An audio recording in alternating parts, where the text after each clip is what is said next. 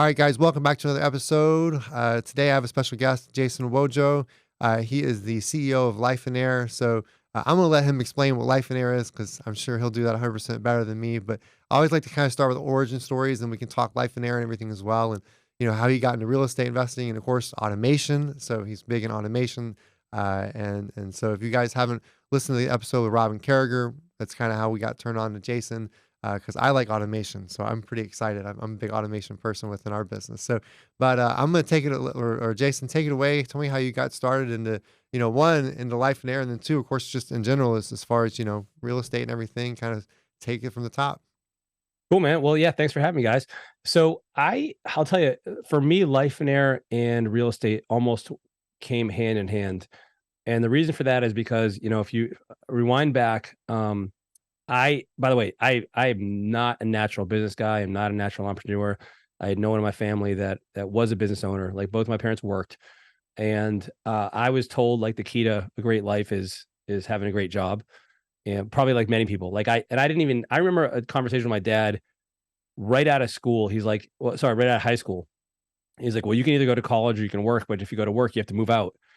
And I'm like, crap, Which I'm one? like, I'm like, what? I'm like, okay, so I'm just gonna go to school then because like that sounds like like more fun. I don't want to work. And and then I get into school and then I start thinking like, well, gosh, like, okay, well, I don't know exactly what I want to do. And I kind of explore different subjects. And since, I kind of looked at it like as almost like, just buying time.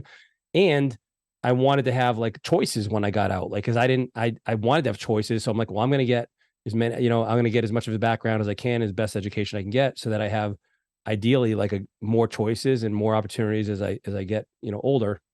And so that eventually actually culminated in me getting 2 bachelor's degrees, a master's degree, and then a PhD to top it off. Cause like, Wow. it's like, so literally 15 years in school for all these degrees. And it's like, I was educated far beyond my intelligence. And I get out and I get my very first job.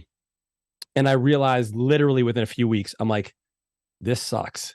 Like, and it wasn't even, dude, listen, and it wasn't even that the job was bad. It wasn't that my No. boss was a jerk. It wasn't like, I mean, it was none of that. I was doing, actually, I was doing biological and chemical warfare research, which sounds super cool, but it was not. It was boring. Um, I think like a monkey probably could have done what I was doing for the most part. Like it was literally just pipetting chemicals back and forth and like, looking at it and stuff that I'm like, this is not like as exciting as I thought it would be. And more than that, like, the thought of somebody else controlling my life, like in a big way, like Mm, when I worked, how much I worked, how much I was going to make, all that just really like just sat very uncomfortably with me. mhm. Because the thing that I experienced in grad school is like essentially the way grad school worked for me is like as long as you get your work done, like you can kind of control your hours. Like I could, kind of screw off a little bit as long as I get the work done and I'd be okay.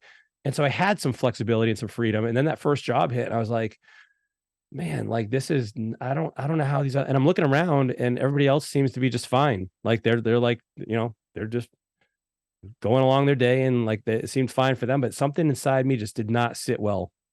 And it's not that again, like it's not that I saw anything else from an example. I didn't have anybody else to model, but I just realized like I got to do something. And that's when I kind of started to explore options of getting out of the job, and real estate quickly rose to the top of that because, the low barrier to entry. And, back then, like it felt like, okay, this is something I can make happen.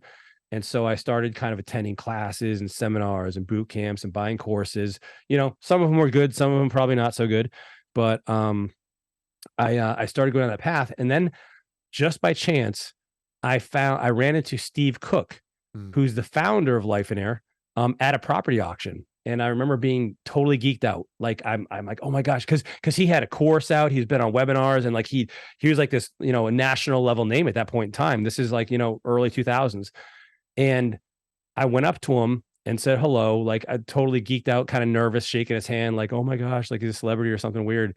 And super embarrassing, but he was super nice. And then not too long after that, he invited me into his coaching program, which by the way, like it was called Lifeonaire, but I really joined to because I wanted to learn how to make money and have Steve as my coach in real estate.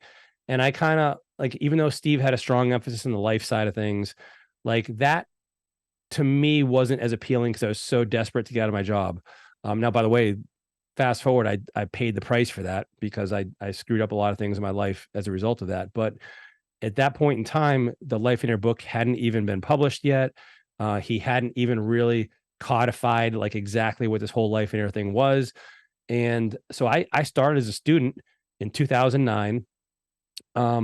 And then through Steve's help and through Lifenaire's help, I was able to quit my job. I quit my job and went full-time in real estate in 2011.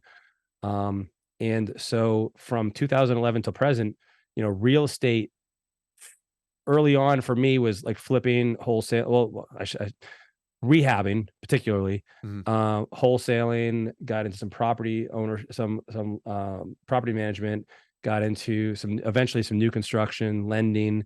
And along that timeline as that's also going, a few years into it, I started coaching for Lifeonaire. After that, I started speaking for Lifeonaire. And then after that, Steve actually asked me to partner with him in running the company. And so those two things simultaneously have kind of developed. And I'm to the point now where Lifeonaire takes up most of my work time. And then my investments are mostly for the large part hands off, where I'm essentially partnering and lending to people. And I think that's probably fairly common for a lot of people where they want their money to start working for them. Yeah. So did you find, just kind of back up there, so did you find, as far as college, everyone has different opinions in college, but that it didn't really apply to what you were about to do? The 15 years, did you look back and go, man, it just I know doesn't even apply to what I'm about to do?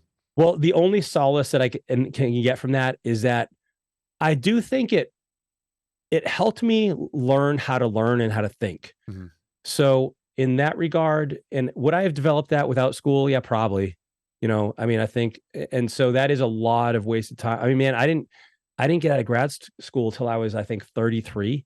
Yeah. Somewhere around there. Maybe even that's not even right. Is that when the parents were like, here's the eviction notice? Yeah, right. Well, no. So yeah, they had already long kicked me out from there. But the way it worked, the way it worked for my PhD is kind of like, I didn't mind it too much because the PhD itself was free. So I went to Duke, and the government actually, at least in the science field that I was in, I got my PhD in immunology. They pay you a stipend. It was like $2,000 a month. I was not getting rich off it. But it covered the bills. And I'm like, well, I'm kind of like, I'm in here. I'm getting this education. Whatever. And so I kind of looked at it as a low paying job. But it did. It's kind of funny because for many years, people be like, you got a PhD in immunology and you're doing real estate. What? And I'm like, yeah. It probably taught you what you didn't want to do, right? I wouldn't say it's a waste, because if you went through it and you're like, yeah, that's not what I want to do. Yeah, totally true. It kind of gives you something to go, well, we're not doing that. What can we do? Yeah. Well, and you know what? Totally. Yeah. Right. And I was never passionate about it. I did it because I enjoyed the intellectual stimulation and the challenges, but I was never the guy. And this is when I knew this was not, and by the way, my boss, in grad school, I was 3 years in. It took me 7 years for my PhD, by the way. So I'm 3 years in, and he pulled me aside. He's like, hey, listen, are you sure you want to do this? I'm like, what do you mean? He's like, well, you just seem more not that you're bad at science or anything like that, but it just doesn't seem to fit your personality. I could totally see you in business or something like that. And his name is Yuan. I'm like, Yuan, I already have a master's. I am not leaving with another master's. I'm finishing this thing. And he's like, okay. So, but I wasn't the guy, some of the people in grad school, and even at that first job, they were the ones who ate, breathed, and slept science, and they loved it. And I realized that wasn't me. But that person, by the way, if I were to go into that field and pursue that career, those people would kick my butt because they loved it, and it didn't feel like work to them, versus me, who was just doing the bare minimum. You know what I mean? Yeah. And so I knew it wasn't for me. So that's a really good point. Yeah. It just, you had a different calling.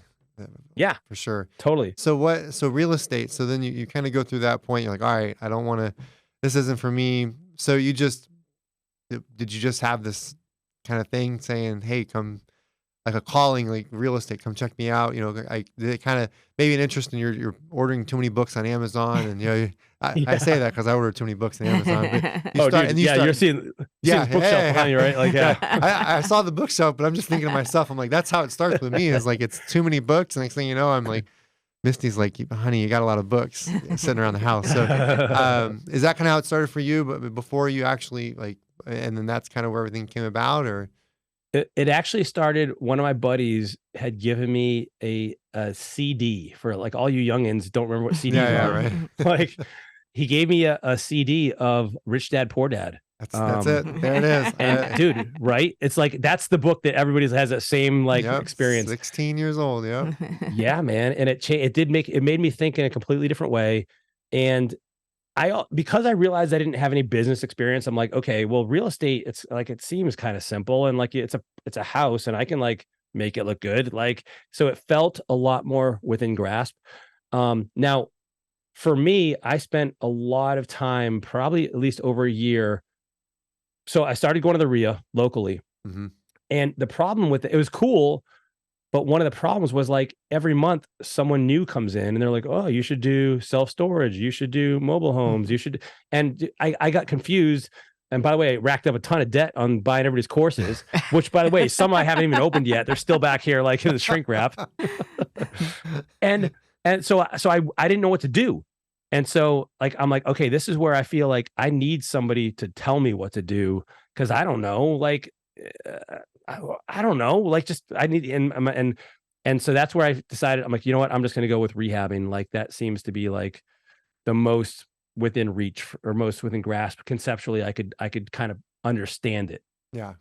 I like that because I mean, what you said happens so many times to so many people, and they don't really focus. It's like they throw you throw a ball out, a couple balls out, and the dog like stops. And they're like, which one do I get? And like you said, you're buying tons of courses, or the next thing you know, you're like, I remember we had one individual that he may or may not listen. I don't know, but he would never do a deal, but he always bought courses. Everybody that came through at the RIA, he bought all the Oh courses. yeah, And I'm like, man, like just go do a dude. deal, and then you can get then Put that money towards a deal. yeah, put the money. You see it so many times, and Man, I wasted well, I wouldn't say wasted, but I spent a lot of money in courses. And to your point, I remember, man, there was this one guy, and I won't say his name just in case he's still around. He'd sit in the front row. He wore a suit. He had glasses on. He looked like the man. And he'd answer the questions when the speaker would ask a question. People would go up to him and flock around him. And I'm like, oh, that guy must be like the real deal. Like I gotta network with him. I gotta, yeah, find out who this guy is. So I go talk to him, and I'm like, oh man, like, hey, I'm so nice to meet you. I'm brand new. I don't know anything. I'm just starting off. And he's like, oh yeah, cool. I'm like, so how long you been coming here? He's like, about probably 4 years now. I'm like, that's awesome. He's like, yeah. He's like, keep coming. I'm like, so like, if you don't mind me asking, like, so how many deals have you done? And he's like, he kind of paused. He's like, uh-oh. I haven't done any. And I was like, what? What? Like, and he's like, yeah, I just haven't done that first deal yet. I'm almost there. And I'm like, in my head, I was like, holy cow. Not only did I learn that like people aren't exactly what they seem necessarily in this, but I also realized I didn't want to be him. Yeah. Like, how do I avoid what he's doing? Like by knowing it all, but never doing anything with it. I'm like, I don't want to be that. Like, and so that was frightening to me actually. Yeah. So it kind of pushed me to do something. I think every RIA has that individual. They can Right, answer, right. they can pass the test and everything. But I do think there's value in the courses, though. I mean, there's always Yeah. there's always a course. It's just I think picking out the one that makes more sense for somebody. Say, hey, that aligns with what I'm after, versus just I'm going to buy every single thing. It's like I know I've bought some books. Where I'm like, I haven't cracked that book open yet, but I'm going to get to it. But at least it's a book. It has, but it does. I think aligning with the course that aligns with you at that moment, because I think there's value to each part, right? I mean, if you're fixing and flipping, but you aren't into the let's go do note lending or whatever, it's maybe not ready for that. I do think there's value in it for having them. Yeah, no, I agree, man. I think it's like if you're going to use it, you know what I mean? Like, so for instance, like, so my books back here, like I've only read half of those. Yeah. And my wife is like, why do you have all these? By the way, I got more books on the floor here. Yeah. She's like, why do you continue to buy books if you haven't even read the ones you have? And I said, well, it's because like, I'm very in tune with like the information I need for the particular challenge that I'm facing. And I would much rather have that book in hand then wait, even though it's only a couple days with Amazon, I'd much rather have that book right then where I can go and find the answer and get in there and do it. And I know I'm going to eventually get it anyway. So like, why not just have it now? And so like, I feel like, to your point of having like that information where you're learning things, and maybe especially, even as you mature and grow and get better, like you can always still learn something, like Mhm. always. You're never going to know it all. So like having that attitude of like of being hungry for knowledge, I think is suitable as long as you're going to actually do something with it. Yeah, I agree. So I got to ask this thing because that sounds super familiar, Misty, like in all these books. So She's like, I yeah, should not have yeah, asked this guy on the podcast right now. Cause like, no, that's not that. So do you? Because I know I'm kind of the same way. I have a lot of books, but do you kind of search through sometimes? Like maybe you don't read the full thing. I know that people are like, oh, well, so and so reads X amount of books You're a a year. scanner. But or do you kind of scan? Like you'll read maybe there's a couple books you'll read all the way through, cover to cover. But then do you kind of scan through things and say, okay, I'm looking for that. That's what I'm seeking out, or what? How do you kind of run that? I'm more like, so I will scan less frequently than I will read the full book. But what I do realize for myself is like, I feel like and listen, I love those people that are reading like multiple books a week, like good for you, like go for it.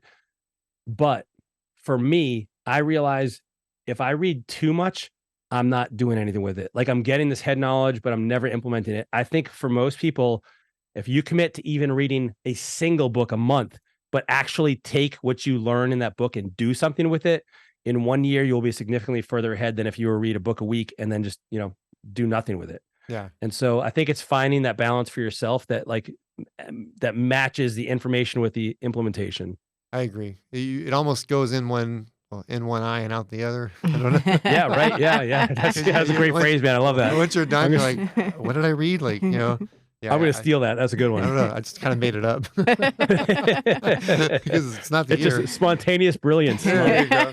In one eye, out the other. But yeah, because I asked that because I know I feel the same way. I like what you just explained, where it's like it's too much, and you go where you're like, it's not a. It's funny because we've interviewed tons of people on the podcast, and the first time we've ever talked about books, but it's such a huge part.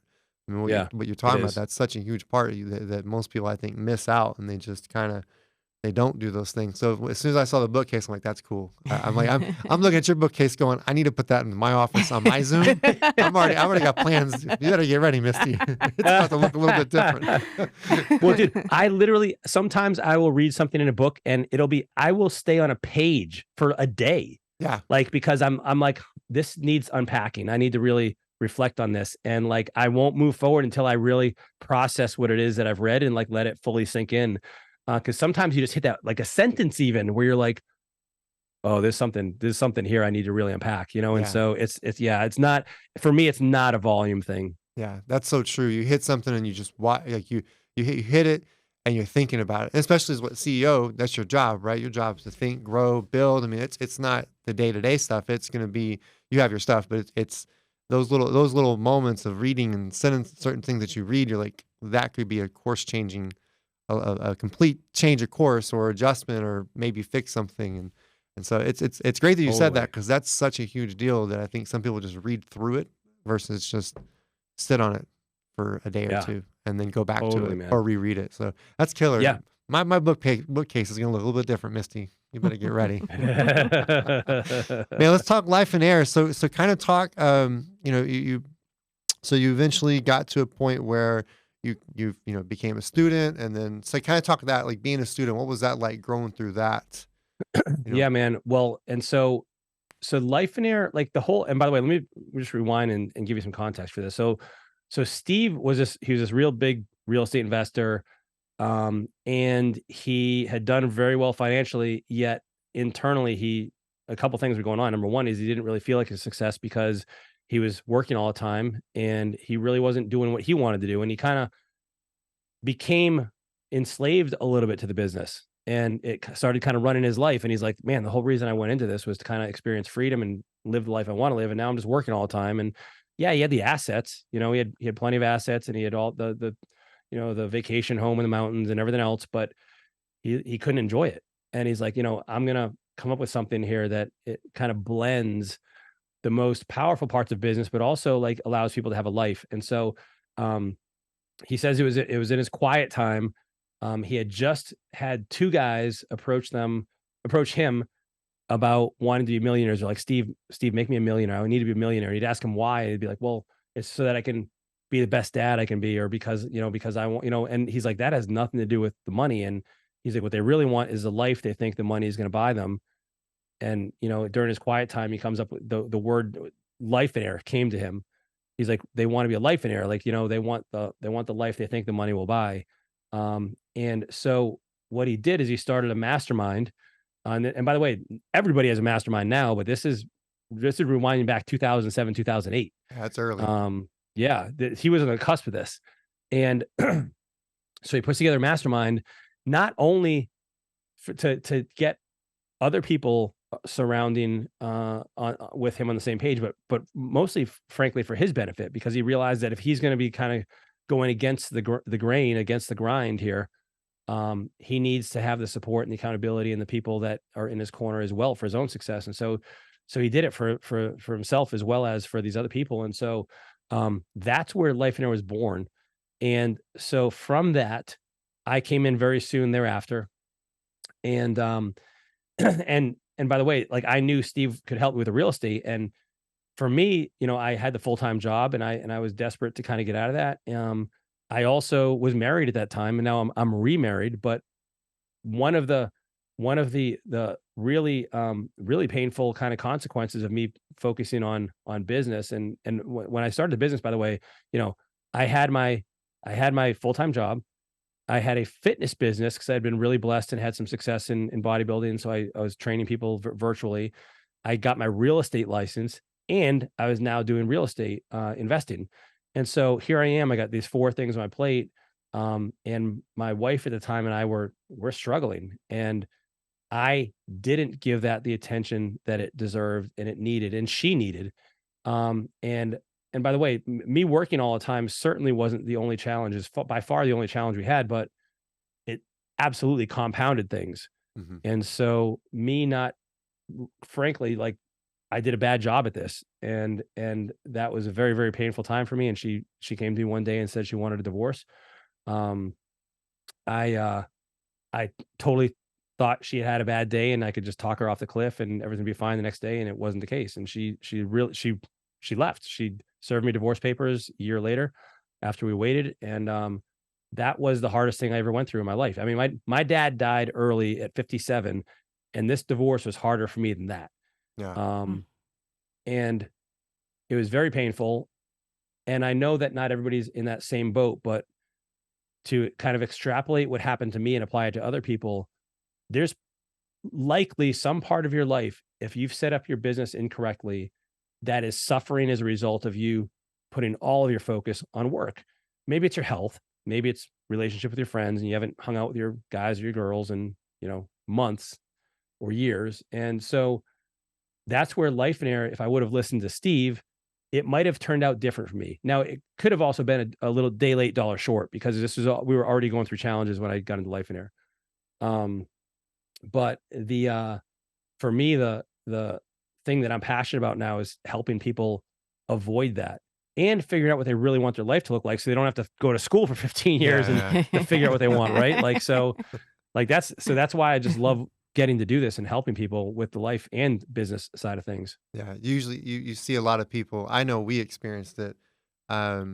You end up creating a job for yourself after a while. Oh yeah. You're like Yeah, this yeah. is like I opened a business. I own a business.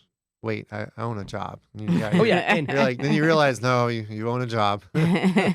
oh man, and you have a terrible boss. Yes. Never gives you time off. Never gives you time off. Right.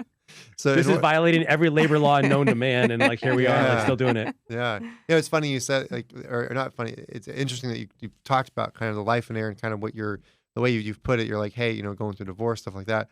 For me, I drug Misty along. I was like, we're not getting divorced. You're just going to do this with me. But I also You would recognize, no choice. but I also recognize that there were other areas, like you said, that I've struggled in where I was like, okay, that's, usually it was a family thing. Like I've missed out on a lot of family stuff in the earlier days to sacrifice for that stuff. So like you said, there's always, I agree with you. There's always someone who's doing something at a certain, if they're trying to do it at a high level, they're not going to be good at all of it, but there's ways to to be able to be better at it. And I can relate to that. It may not be divorce, but I'm like, Used to be your health. yeah, it used to be health. Yeah, yeah, it used to be Mm. health. I just let all that go. I was like, nah, fuck it. I want to make money. You know, it Yeah, just that's yeah, how I yeah. was like. So I was like, I'll get bigger and Dude, I stuff like get it. that. I let health go and all that. You know, You know, so man, I completely relate to that. And you know, and another one that I think I see people use a lot as well is like they'll try to find a noble cause for it. Like, so for instance, I've seen a lot of people that said, like, I'm doing it for my kids, mhm, you know, I'm doing it for my family. And when I dig a little deeper, like for instance, like for myself, like rewind back then, like I had never made 100 grand in a year, six figures. It was this huge goal that I'm like, oh my gosh, I want to make this money so bad. I was willing to give up everything for it. Um, and it was a Pyrrhic victory. It was a lot of damage caused by that. mhm, And so if I'm honest with myself, it was me. Like it was my ego. It was my I wanted to prove it to myself. And I see that people do the same thing as like, you know, I want my kids to have all these things that I never had and everything else. And sometimes that's great. And I know it comes from a good place. But other times it's like, are you sure? Because like we all knew that kid in school who had everything, and you know they were yeah, little jerks, like they were little entitled brats. Like, do you really want to create that? yeah. No, I get it. We tell all the time, like Misty, we're not going to do that with our kids. Like we're gonna create that kid. You guys got to Right. you guys got to work that out. You got to earn it. No, I agree, and yeah, it was health. I know for me it was health, and you know that's something. Everybody has something. Everybody has something they just Totally let true. go of, and so you know I do agree with that. That's such a huge part, and that's not talked about often either. Usually it's that's why I like just when we have these conversations in the interview, I like talking about other things because everybody wants to talk about how they made that $1 million and they made this big deal, and we can talk that too. But it's like, but that's not really what makes it change, right? It's the stuff, this stuff, it's the books, it's the, you know, it's the I let my health go, and once they got their health back, they made more money. Like that's all that stuff, you know. When that stuff goes, you make less, you know, you start making more when you start paying attention to other stuff. So I like that. Man, nobody thinks about it that way though. Like they all think life is not segmented. Like it all leaks into each other's compartments. Like if Yeah, you're like to your point, if you're not healthy and you don't have the energy you want, you better believe your butt it's gonna affect your performance at business. You better believe it's gonna affect how much time you want to spend with your kids or with your spouse or on date night. And I mean, of all of this stuff is interrelated, and so you have to. I think you're doing yourself a disservice by trying to like, you know, really compartmentalize them because it's just impossible. yeah, yeah. I agree. I agree. In fact, I know for us when I know for us when we fixed that, I was like, we got healthier, made more money. It was like an immediate Yeah, change. You're like, oh snap! Like because the discipline, the focus that comes with that, all that stuff that you have to have. Without it, you just weren't gonna. You know, you're letting everything else go. It's just laziness at that point. You know, so yeah. I agree with that. So as far as life in there, so you started working or you started, being a student. So what was that like being a student? Like what was some of the stuff that kind of run through that period? So now you've joined Life in Air, you're a student, kind of go through that period of life. Man, so that's where kind of my eyes were opened to not only like the possibility of like business in a very different light, but also like I had the people around me that I developed friendships with and relationships with that now could help me. Mm, And so I went from feeling like I was just kind of by myself trying to figure it out to being around other people that were pursuing similar things, and doing it in a way that was unique to them, meaning like they all had a vision for what they wanted their life to look like, and the vehicle that they chose to make money was just a vehicle. Like yeah, it wasn't the be all end all for them. It was just a way to make money to live the life they want. And so that was super cool. Now, and it's actually funny because I remember at the time, Steve had invited me in, and the people in that room, and it depends on if you've been around real estate a long time, you may know some of the names I'm going to mention. But like these people were in life, it's like John Heyer was in that group. Wendy Patton was in that group. Some real big name investors across the country. I'm like, Steve, like I'm honored, I'm flattered, but I do not belong in that group. Like I haven't even done my first deal yet. I'm like a yeah, total scrub. And he's like, no, he's like, I disagree. He's like, I see something in you, and I think you're capable of a lot more than you give yourself credit for. And when somebody of, for me, like, and I think for everybody really, when somebody of that kind of stature and clout says something like that about you, it sparks something. Like to have somebody else believe in you, like really, like it does something to you. Like and it makes you almost want like, wow, like maybe I can do it. And it makes me want me to rise to the occasion as well, right? Because I Yeah. didn't want to let him down. And so that's where with Steve coaching, I did that first deal with the help of the group as well. Like so basically it was a mastermind. There's like probably 20 or 30 other people in there. And I ended up doing 3 deals that first year, and then quitting my job soon thereafter. And so like, and none of that would have been possible without Life in Here. Now, the thing that set Life in Here apart was like, in fact, at those masterminds, I'll tell you, many of those discussions. So the way the mastermind works in Life in Here, at least, is like everybody gets a turn about an hour to discuss whatever challenge or issue or problem they're having, and then the rest of the group chimes in. And what shocked me when I first went in there is that like I would say at least half, if not 70 or 80% of those shares were on the personal stuff. It wasn't even business. Like the business conversations had like I hope it had over dinner or you connected with in the hallways. And I'm like, what? Like what did I what is this? Like I don't understand. And it made me realize that like these people understood that life is really the most important thing and it wasn't work. And like yeah, okay, cool. You're learning some new techniques on how to sell this for more money or save 20 grand on your rehab, whatever it is. Like that's all cool. But it was the life stuff that they were more focused on. Um, which I thought was, for me again was confusing and surprising, and it kind of shifted my focus and understanding of like what's really most important. Yeah. It's funny that you mentioned that because that's such or it's interesting you mentioned, interesting you mentioned that because that is such a huge part that people I think miss. That's as the how much it's the personal growth, right? It's that leadership lid that you got to grow before you can make more, and then without that you just can't go anywhere. And so I'm not surprised to hear that most of the conversations were personal stuff or of probably a mental discussion, like whether it's Yeah, a certain mental lid they've got that's like, hey, I'm struggling to get past this, or how do I rearrange this so that it works like that? Because the technical stuff's easy, I think. I mean, to me, it yeah, just yeah. makes sense. Once you learn a little something, you make a little tweak and you adjust it. You're like, all right, off to the races. And then Right, but right. sometimes getting your mind around getting that done can be difficult, I think.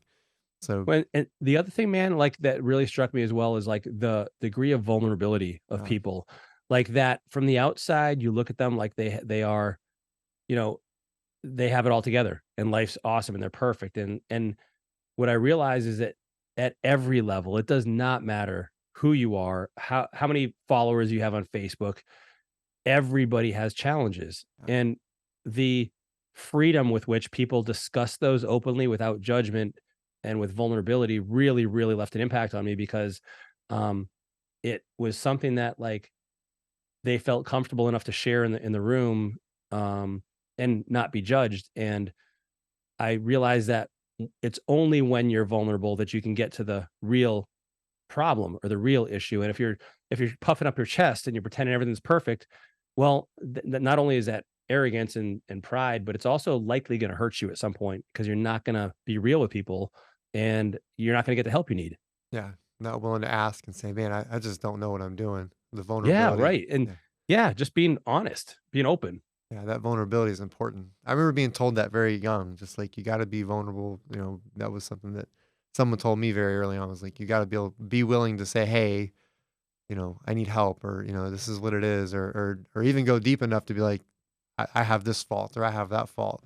And I've always remember hearing that and someone and being told that and saying, "Hey, that's how actually people will help align with you if you do that. If you allow them to see the vulnerable side, that they'll actually go." I want to help this guy, or I want to, or yeah, I understand them versus the other way, like you said, the arrogance and stuff. I don't want to mess with that guy. He's not someone I Yeah, want to deal with. right, I right. agree with that. So so you guys, so in Life and Air, kind of talk about that now. So you Yeah, eventually rose yourself into CEO, became partner, and you guys teach real estate to others as well. So what kind of go into some of that stuff. I know you have courses and things you guys teach. Kind of go into that like model wise, and I think you don't have to break the model down, but like what things I know I saw, different stuff between new construction. You kind of mentioned that. So, kind of what does that look like as far as what you guys like to teach and on the real estate side of stuff? Yeah, so for us, we're not real estate specific, although because Steve was the founder and his background was in real estate for the most part, Yeah. we've lent ourselves more into that industry. And so, like for instance, you're probably not going to find a lot of real estate investment clubs around the country that don't know about us. And like for instance, like this month, I'm speaking to, and this is actually more than I want to, but I got 3 RIAs that I'm speaking to this month. Um, and so that's why we're so heavy in real estate, simply because of our background. But Life and Air is really for anybody. Now, I got to tell you, just in transparency here, Steve and I struggled a little bit with, hey, who is our best client? Who's our best customer? Because we feel like that what we teach is so applicable to everybody. Like Okay. everybody wants to have a great life. Everybody wants to have freedom. But we realize, like for us, well, we can't reach everybody. So how do we pick? And so what we realized is that for the most part, we are really well suited for the small business owner, the entrepreneur, and the real estate investor. Someone who wants to take their own, um, I should say, take their own path and their own journey versus the one that most people do through having a career. Because what we found is like, so one of our events is called the Get a Life Getaway, Mm. and this is where we have people really tangibly figure out what they want their life to look like. And one of the exercises we do during that is we have people figure out how much time they have left for work after they've put in everything in their calendar that they want to do. It's just an exercise to simply, like, hey, like on an average ideal week, how much would you work? And many times we'll see something like, I don't know, 15, 20, 25 hours. And so most people realize that, like, gosh, I can't have a job and make the money I want and still work this much and live my life. And so that's why we've chosen to focus on, real estate, small business. And by the way, real estate investors are still business owners, right? Like, and Yeah. so it's all the same thing. And so what we do is really focus on helping these people. Um, there's two, I would say there's two predominant categories of people that we help. One is like the person who's already successful in business. And for instance, like there's a pair of brothers that I just saw 2 weeks ago. They were here for one of our events. Um, Joe and Andy Hicks, they're out of Colorado, and they flip about 50, 60 houses a year. They have I think 200 units of rentals. And so they're successful, but they're realizing that life isn't quite as good as it should be. In life, it's a little unbalanced, and they're working more than they want to, and they don't really have the freedom and the flexibility they want in their business. And so we help those people kind of reverse engineer and step back towards a business that serves them rather than kind of like sacrifices their life. And so we help those people. And then I'd say the other person we help is someone who is maybe starting off and they want to set up their business correctly from the start. And so they want to avoid all the mistakes that somebody else has made who's been down that road further, and who's more experienced. And so we kind of help those people that are starting off as well, which is kind of a weird combination, but it actually works really well because the people that are more experienced that are exposed to Life and Air are the exact example of for the person who is just starting out, of like, hey, like they've had material success, but do they have the life they want? And so it helps us reinforce the message to the people who haven't yet experienced it. Because it's easy. I'll tell you, man, it's like one of these things. Like we have a lot of people that tell us like, hey, you guys need to talk with kids and high schoolers and college kids. And listen, I totally agree. Like, and we need that. But sometimes when you're in college, you're in high school, you think you know it all and you haven't experienced the pain of real life yet. So you don't know. You Yeah. don't know what's waiting for you. You just think that's all going to work out. And so it's a little bit harder to reach those people, although the message is still definitely needed there. Um, and so our whole thing is really helping these people figure out what they want their life to look like, number one. And then number two, like, how do you really create and structure and run a business that allows you to live that life? So it's really a two-part model that we help people with. What do you on the college before I ask this question, but on the college note, I could see you probably only catching one or two kids. There's gonna be a very small amount of kids that'll go, huh. but the rest of them will be They're like, not ready for it they're not yet. ready for it. I mean, Yeah, yeah, yeah. I remember, so I was 16 when I first read Rich Dad Poor Dad, and I was trying to drag all my friends, like, come on, guys. And I'm like, I'm They're like, 38, no, man. I'm yeah. 38, and I just finally had a buddy call me, like, I got money. What do I do with it? I was like, probably should have talked to me some years ago. So, so kind of the business owners, what's some of the stuff that you guys see that is common where a business owner doesn't set it up the right way in the beginning that you guys are like, hey, we need to talk about that? Yeah, by far the most common mistake people make is setting up a business that requires them to run it. Like, Yeah. and if they're not doing the work, the business doesn't work. That is by far the biggest mistake. And I think this comes from a couple of sources. Number one, I think most people don't have the business training to understand what they really, really want this business to look like long term. And they just like, hey, I just need to make money now. I don't, whatever. I'm okay with working. I'm okay. Like, and I just need to get out of the weeds. I need to, get 6 months of savings. I'm struggling. I'm living month to month.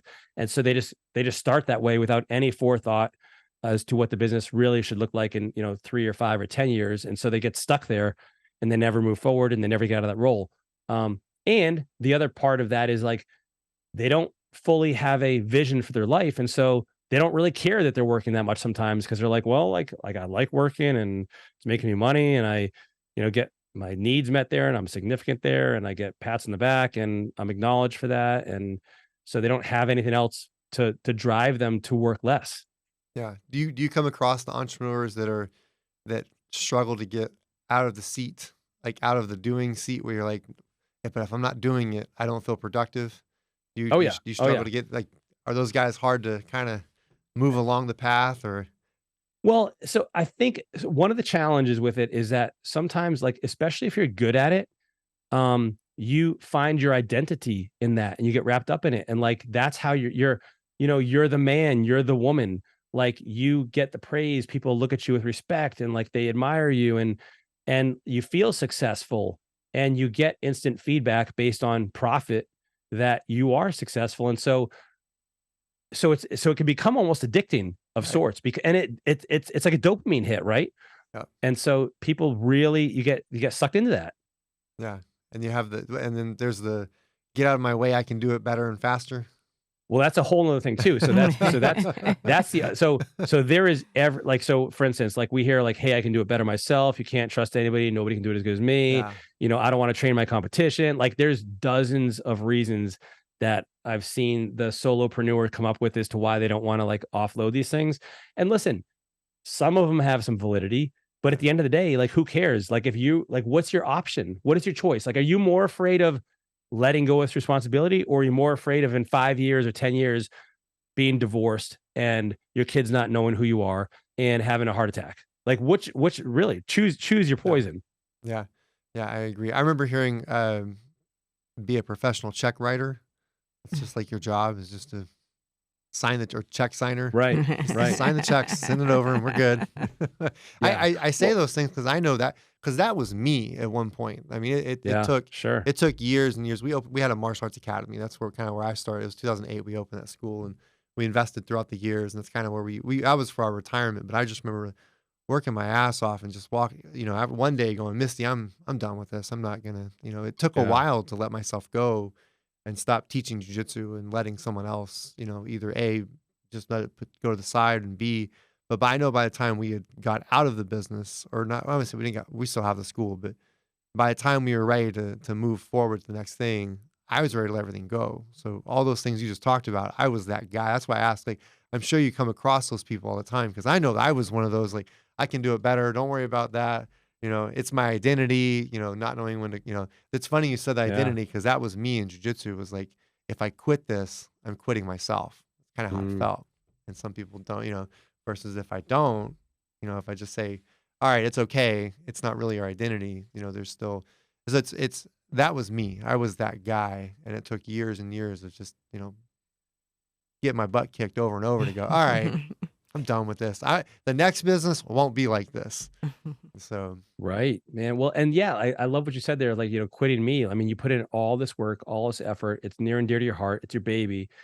And like, just to kind of let go of that or walk away from it, like can be really it can be a hard thing to process. But in all fairness, like what I've realized is like there is a difference between having to do that thing and Mhm. then getting to do it. Like, so, for instance, like you've probably heard this as well in the real estate investing world is like, hey, you should never swing the hammer in your own rehab because Yeah. you're losing money, and somebody else, you could pay somebody $20 an hour to do it, which is true.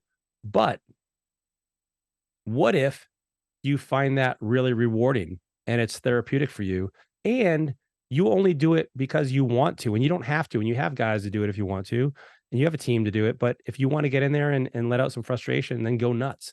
So it's more about the have to versus the get to that I think is important to make that distinction. Yeah. I agree with that 100%.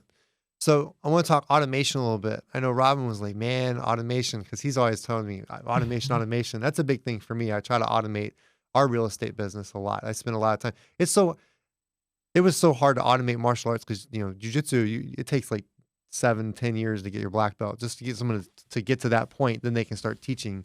But like real estate, it was just so easy to automate. So that's something you guys teach as well, right? You guys teach how to automate and things from the beginning. So kind of talk about that a little bit. Yeah. What's that look like, or what is it that you guys try to, with some of the stuff you try to do from the beginning with individuals as far as getting them out and saying, hey, you don't need to do this anymore. Let's automate that. Yeah.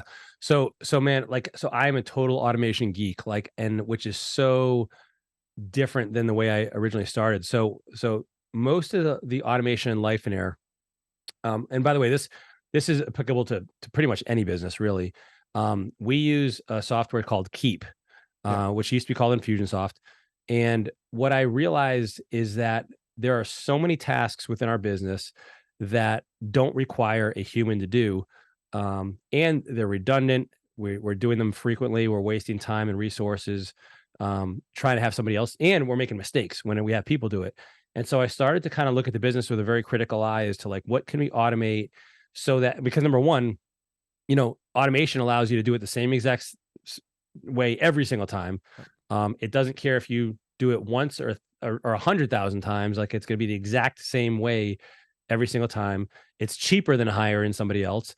Like, and it's not going to, it doesn't, it can run 24/7 and never ask for days off or take long lunches. It's like Yep. always there. And like, so I really fell in love with automation. And so what we did is we looked at like, what are the things like that don't require human interaction directly?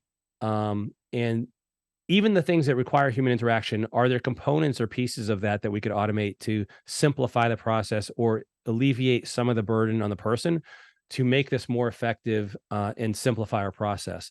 And so, for instance, in business, I mean, almost, I won't say everything, but so much can be automated, especially in real estate, that I think people are doing themselves a disservice by not automating. Yeah. Yeah, I agree with that. I'm an automation geek too. It's I spend a lot of time on Zapier. I Oh like to yeah, yeah, I yeah. like to build in Zapier and stuff. But do you find yourself now just kind of where, with what you're doing, is that kind of your like, hey, that's one of your favorite areas to spend your time in as far as for you and the business is kind of automating it and kind of It peeling it is, back? man. And I've gotten a little bit of pushback on this because they're like, you're running the company. We can easily hire, like, most of the automation I've already built out, Yeah. and to the point of swinging the hammer, I love doing it. Like, I enjoy getting in there, man. Like, and so that's my kind of guilty pleasure that still has benefit to the company is like, so for instance, all these emails that we send out for, you download a lead magnet or you sign up for coaching or you come to an event, like I wrote all those emails, like, and so I want that personal touch in that, and I enjoy it. I like the intellectual challenge. I like figuring out ways to kind of make new, version 2.0 or 3.0 automations. And so I do that, even though my team is like, we can do this on our own. I'm like, no, no, no, I want to do it. Like, Yeah. I love this. Like, and so that is where, arguably I may not, maybe I shouldn't be doing it, but I do love doing it. And so, and it's a get to versus a have to. And so like, I do focus there. Yeah, you almost want to see. I'm not crazy, Misty. Everything you just said, the copywriting, the email. I love building that stuff out. You want to see it work, right? You're just like, It's rewarding. It's You cool. like to play with it. yeah. You're like, Yeah. and then maybe you build a certain form, a process, and a form came in, and they submit. Like for us, it's stuff like just as simple as once we eventually implemented certain forms so that tenants can put their information in and things like that, it's like, boom, done. And I'm like waiting for one. I'm like, we got one. Misty, it came through, it worked. And if it breaks, I'm like, damn, it broke. All right, hold on. Go back and fix it. They're calling me. I know I don't have to do it. Someone else can do it. But it's funny to hear that because you're one of the first people I've heard talk about that and say, I love that. Because I'm like, if they could just leave me in a like the underwriter, just put me in a dark room and feed me a little bit, and slide me a plate, man, I'd be straight doing just automation all day long and see if it works. Oh man, that's awesome. I love that. But I'll tell you, for me, it didn't start that way because so back in the day, when I first came on to Lifeonaire, Infusion, it was still Infusionsoft, Yep. and it had the nickname on the street of Confusionsoft. And so I was intimidated to even I literally did not want to even log in because I was so afraid of breaking something. Until finally Steve was like, hey man, we are using like 5% of what the software can do. So we either need to do more of it or get rid of it. And I'm like, crap, you're right. And so I had to go on this journey, man, to learn about it. And I remember, and of course, how does everybody learn? You go to YouTube, right? So I went to YouTube, found some guy, a guy, his name was Tyler Garnes, who did a training, and he broke it down in such a simple way that I was like, oh my gosh, this is amazing. And all of a sudden, not only did my intimidation kind of turn into fascination, but like I also built confidence in like, I can do this. And I saw all the applications. I'm like, holy cow, like there's a lot of work to be done here, but it's awesome. It's exciting. Now, couple pieces of advice for anybody who's starting to automate, at least from my experience, was like I saw so many applications for automation that I would do like a little bit here, a little bit there, a little bit there. And I'd have like 6 or 10 half-built campaigns and nothing's active. And so I was like, okay, you dummy, like just finish one, just do one and get that off your plate and then move to the next one. And then also just start simple. Like don't try to have the bells and whistles version with all the little if thans and all the little, specific, because I mean, you can, here's another myth about automation is that it's like, it's the same way every time. Well, that's not true. You can set up variables that have like, hey, if they do this, then do this. If they do this, or if they're a prospect versus a customer, you can send them down a different path. And don't go nuts with that stuff to start off because you'll never get it done. Like even today, one of the things I enjoy doing is I go back to the campaigns. By the way, a campaign is just a set of automation steps that are executed. I'll go back to a campaign and because now I'm more experienced, I go back and audit it and see where I can improve it. But I didn't start like that. You just get it done. Just, get it done and keep it simple to start with, and then worry about like, the bells and whistles later. Yeah. It's too overwhelming at a certain Oh yeah, point. totally. You start getting like, oh my God, it's too much. And then, I get that. I know I've sometimes built something and you're like, okay, stop. I know, right? It back down. It's out of control. Yeah, because your mind's out of control. You're like right. all the possibilities. It's like you're trying to beautiful mind it. Yeah. Oh yeah. Step brothers, like you want to do karate? We can do all this. So much room for activities. That's it. Let's talk some real estate stuff. So I like talking some, any memorable deals that you have over the course of time. Just kind of what you've done over the years. Do you have any crazy stories, or could be a home run, or could be something that was the complete opposite, where you're like, that was not, a home run. That was something that I was like, ooh. Yeah, man. Well, so let's go through it. So my first, the biggest like emotionally impactful deal I did was my first one, and I had made, because for me it showed me that it was possible. Now, it didn't give me the confidence I could do it again yet. And so, for instance, that's why I did 3 deals before I quit my job, because I wanted to build the I'm like, because the first one, I'm like, okay. And by the way, the first deal I made 33 grand and some change, which was literally about half my year's salary at that point, at that first job. And I'm like, like one deal and half my year's salary, or working an entire year. I just have to do 2 deals and I can like make the same amount of money. And so like, that was a big epiphany moment for me. Like, wow, like this might actually work. Because up till that first deal, I'm like, so let me back up. That first deal, it took me 82 offers to get that first deal. And so I was ready to quit. And Steve's like, listen, keep going, keep trying. And we'd go through the offers, and I was getting better finally at like understanding terms and how to make offers and how to negotiate. And like, so it took me, I would have given up, but, and I was ready to give up at 50. And Steve's like, no, keep going. so a couple of things I learned from that first deal is, one, it actually works. Like, this isn't just something you see on TV. Like, it's actually works. And then after that, I'm like, okay, well, maybe that was a fluke. I better do another deal, and just to make sure. And then the second one, I'm like, and by the way, the second deal took me like 40 offers. So I saw progress.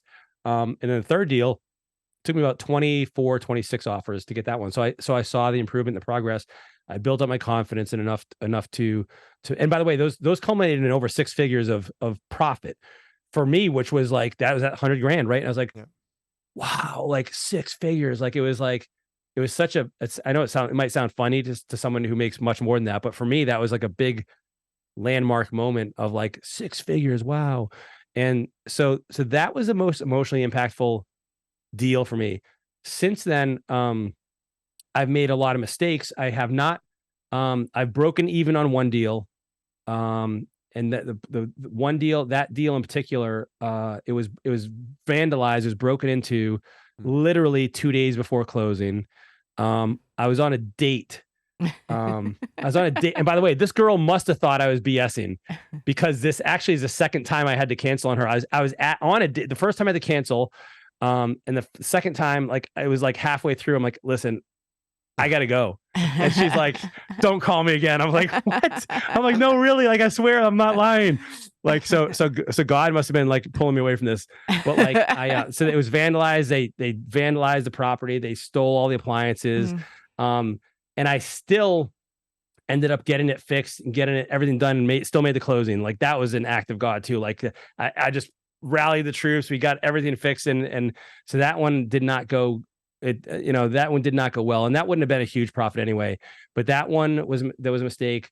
I remember one time I forgot, right before closing on a different property, I forgot to do a walkthrough, and the HVAC and the copper was stolen. Like, literally, when I went back to the property, like, so after I bought it, I went back there and realized it was gone. I was like, you idiot. Like, this could have been gone like before. I mean, I could have went back and renegotiated. Like, so I totally didn't do that. That was laziness.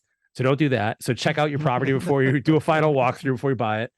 And most recently, I'd say most of my partnerships and my my lending have been done on larger assets now. So while I still will fund, like, some, and by the way, I'm a private lender, not a hard money lender. So what that means is, like, I have relationships with the people that I know them. And so when I lend and when I partner, I'm looking at competence and character. We can dive into that later if you want. But basically, like, so it's like, I've done storage facilities in particular right now. I'm investing in those. And then also, this is kind of off the beaten path. I get involved with a retreat center, where it's a campsite along with they have glamping, they have like cabins, they have like a common area, common center, and this is in a tourist area that's been going kind of cool too. And so that's been fun to see that. And so, but for me, it's really much more hands off now. It's pretty much only now.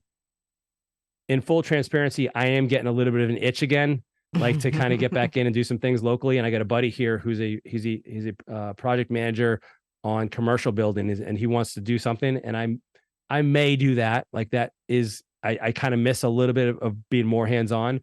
But again, I have to do it very carefully within the confines of, like, I don't want to sacrifice part of what I'm doing for Lifeonaire or part of my life. And so where's that time going to come from, right? So I got to be very discerning in terms of taking things on. Yeah. As soon as you said cabins, Misty was like, huh? Piqued her interest. She's like, did you say glamping? They bought these domes. I've never seen it. They have like, I think they have 8 cabins and 4 or 5 domes, maybe 6, that are like these kind of like space age futuristic looking things. I'm like, cool, man, go for it. Like, cool. Do you end up private money lending for that one? Or on that one, I'm a lender on. Yep. So you eventually went from, so as far as real estate and stuff, just kind of investments, and so you eventually went from, and that seems to be the stages for a lot of people, right? They kind of go from fix and flip to rentals and stuff. Did you ever mess in the rental space, or did you kind of go from fix and flip minimally? I did do some rental stuff, but it was not significant in any ways. And I didn't have any horror stories, but it didn't really just, and I'm considering, because one of the things I'm looking at now with the lending in particular is like, it's all about cash flow. And I don't need those big hits anymore. Like, so I don't have to do any like short-term stuff. Yeah. And so, yeah, for me, that's more appealing. Yeah. Yeah.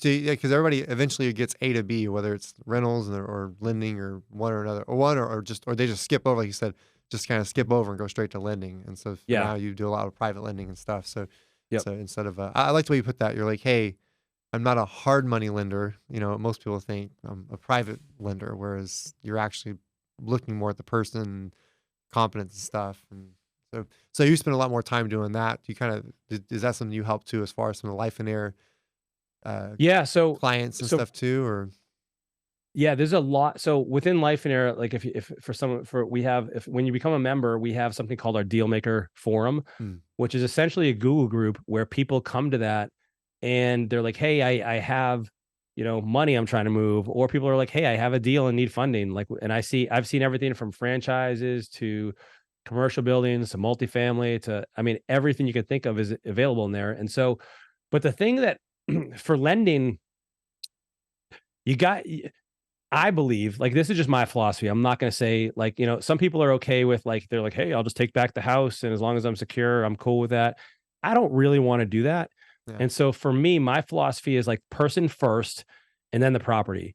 And so does this person know what they're doing? Like, do they have the competence? Do they have the track record? Do they have the results?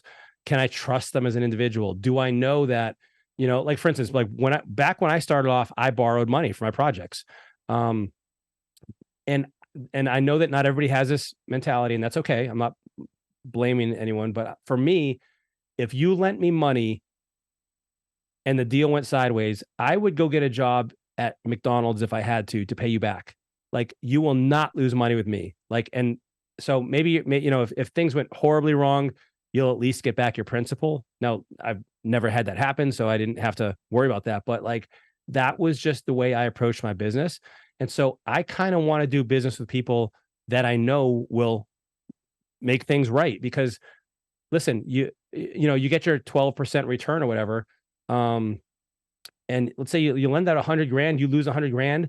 That's a lot of deals you need to do to make up for that lost money. yeah, And so I think you got to be smart about it. And like, this means like not blindly trusting people either. Like, don't just give people money without any paperwork or security. But for me, the person always comes first. And in fact, again, I'm not recommending this, but I've funded deals without even looking at the property or looking at the numbers because I trust the person. Now, that could come back to bite me someday for sure. And mhm, I'm not, and that's very, very, very few people that I do that. Like, literally 2 people I'm thinking of right now that I would do that with. yeah, But everybody else, like, I'm going to get a first position. Like, for instance, my buddy is doing this camping facility that I mentioned, the retreat center. Great guy, trust his integrity, his competence. Doesn't have a track record in this area. He's run a very successful business in another industry, mhm, and so there's some transfer to that, but he's never done this.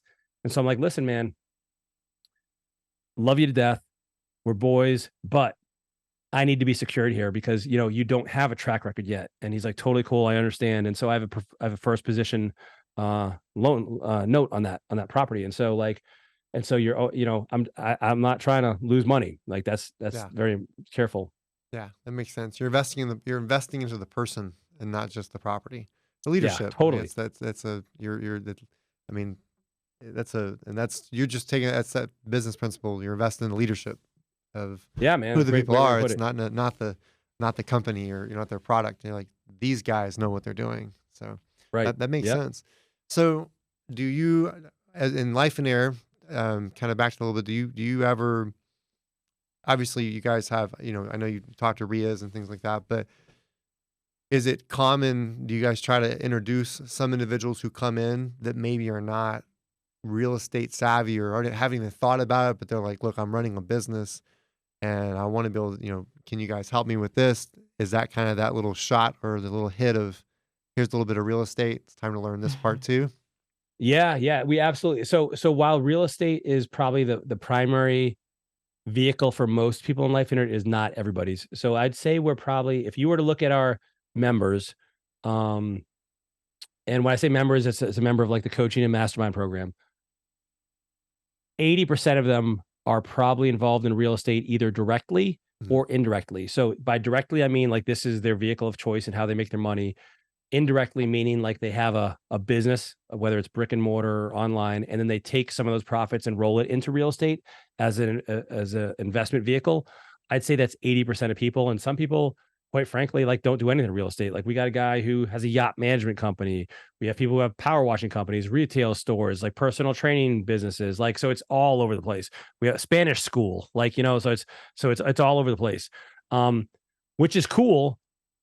And it also, what I've realized through that is that like business is kind of business. Like, yes, there are intricacies to it, but like at a high level, 90% plus is identical. And so how do you can take those and kind of cross collateralize or cross pollinize like through these different industries, and everybody can learn from each other.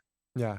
It's something you said, man, I like that's I like to look at other businesses. I don't know if you do that, but pull from other industries, whether it's a tech or this or that, and because they're all doing something different, right? I mean, at some Yeah. point you're like, versus just, because if we all did the same thing, so owning a brokerage, or if I just did what other brokerages are doing, versus saying, well, what are these guys over here in this industry doing, and pulling from that. Yes. Do you ever kind of do that, like look and see what others are doing too? Is that?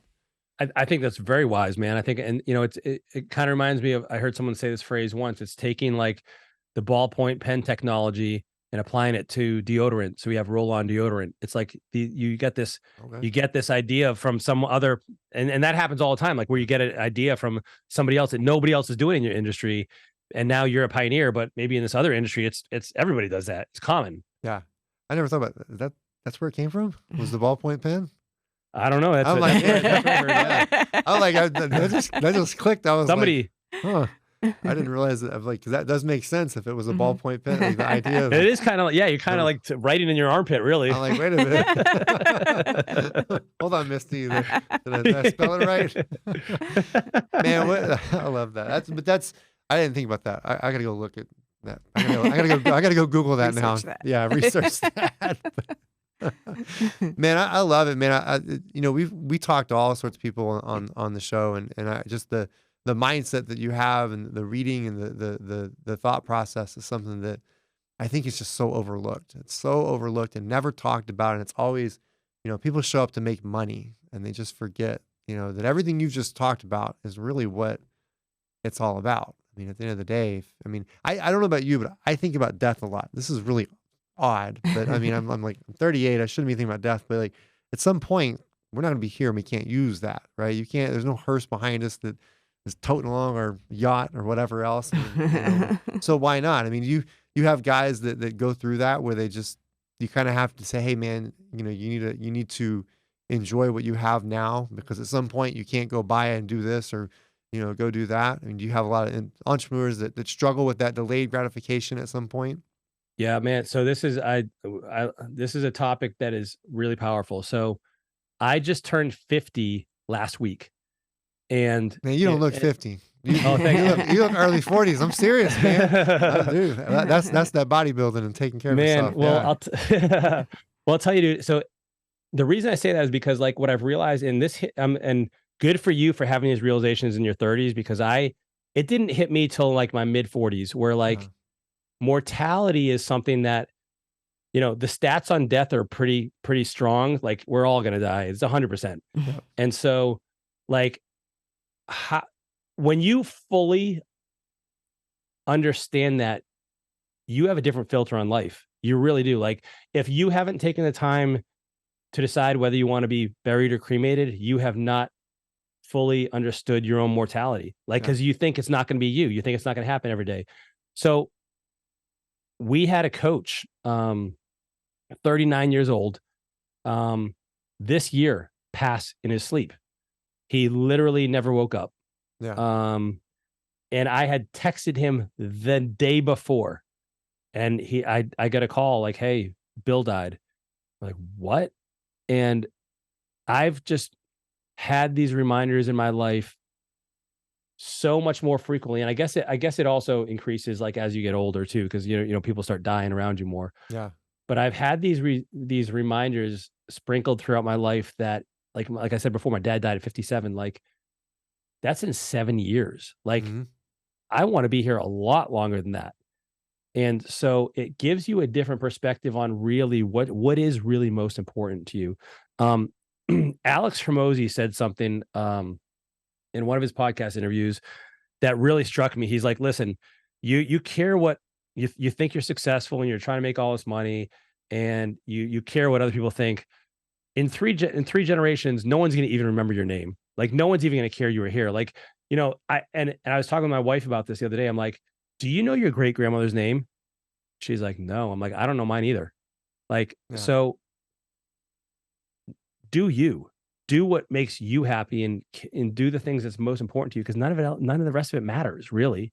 Like, and so step out of that fear, like take action, do the thing you want to do, like design your life the way you want to live and do it and pursue it. And like, don't get caught up in all the other stuff because like none of it's matter. And to your point, you're not going to take any of it with you. Like, Yeah. I mean, it's just do the important stuff. Yeah.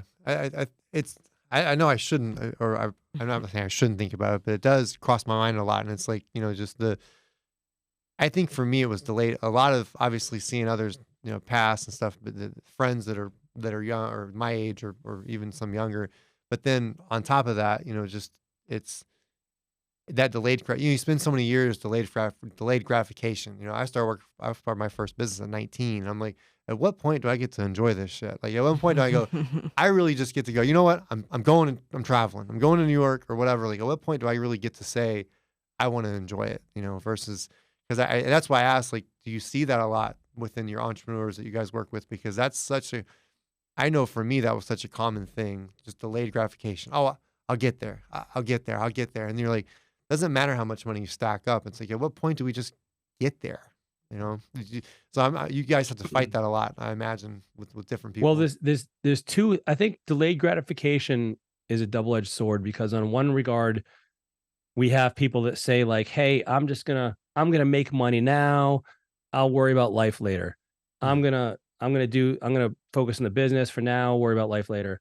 And the someday when, right? Like, so someday when I make 100 grand, we have 6 months of expenses in the bank. My parents are passed on or whatever it is. Like then we'll take the trip. Then we'll buy the house. Then we'll and it never comes. It never comes because you run out of time. Yeah. Um, and then the other side of delayed gratification is as it applies to, doing what it takes to be successful and doing the important things, like to your point, like reading the books, the boring, the simple, the non-sexy things that it Yeah. takes to be successful.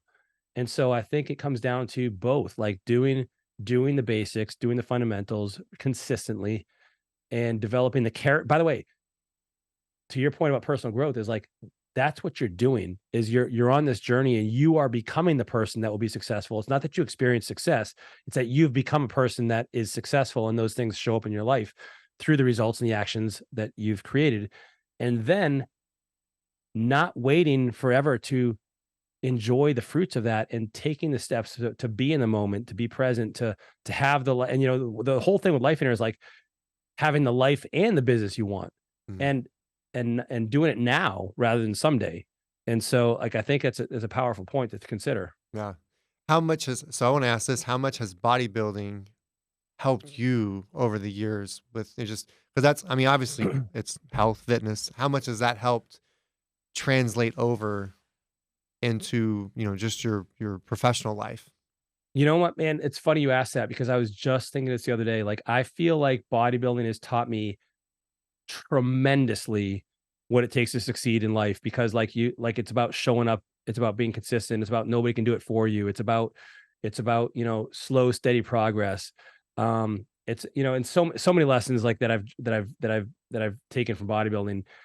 And at the same time, and by the way, I don't, I hope this doesn't come across as like being boastful or anything like that because that's not the intent. Like I've done okay. Yeah.